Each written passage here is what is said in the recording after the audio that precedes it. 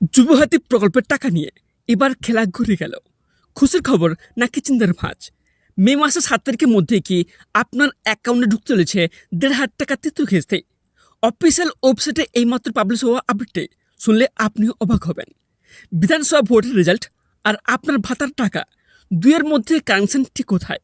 জানতে হলে ভিডিওটি একটা লাইক দিয়ে দেখতে শুরু করুন, এবং তার সাথে আপনার যদি আমার এই চ্যানেলের প্রথমবার হয়ে থাকেন তো চ্যানেলটিকে সাবস্ক্রাইব করে পাশ থেকে বেল আইকনটি অন করে রাখুন। তো চলুন ভিডিওটি শুরু করা যাক। এই মুহূর্তে যুবহাতির অফিসিয়াল সোর্স থেকে পাওয়া তথ্য অনুযায়ী আগামী 7 মের মধ্যে উপভোক্তাদের অ্যাকাউন্টে তৃতীয় কিস্তির টাকা ঢুকে যাওয়ার জোরালো সম্ভাবনা রয়েছে। উল্লেখ্য যে 4 মে নির্বাচনের ফলাফল ঘোষণার ঠিক 3 দিন পরে এই প্রক্রিয়া ত্বরান্বিত হবে।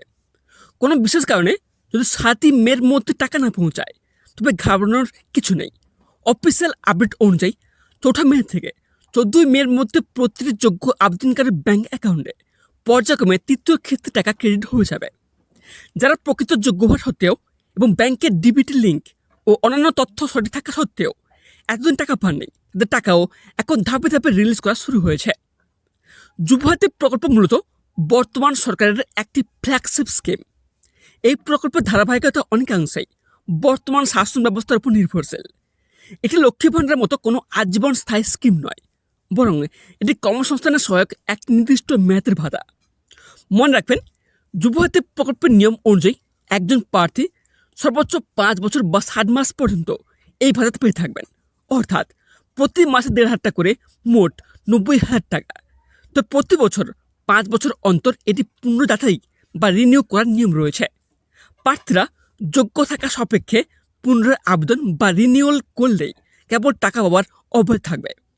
সব মিলিয়ে মে মাসের প্রথম 2 সপ্তাহ যুবহাতি প্রাপকদের জন্য খুবই গুরুত্বপূর্ণ হয়ে চলেছে। আপনারা নিয়মিত আপনার নিবন্ধিত ব্যাংক অ্যাকাউন্ট চেক করুন এবং মোবাইল SMS এর দিকে নজর রাখুন।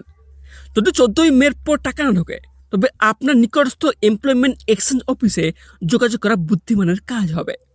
তাই আর হাত গুটিয়ে বসে থাকবেন না। মে মাসের 4 তারিখ থেকে 14 তারিখের ক্যালেন্ডারে দাগ দিয়ে রাখুন।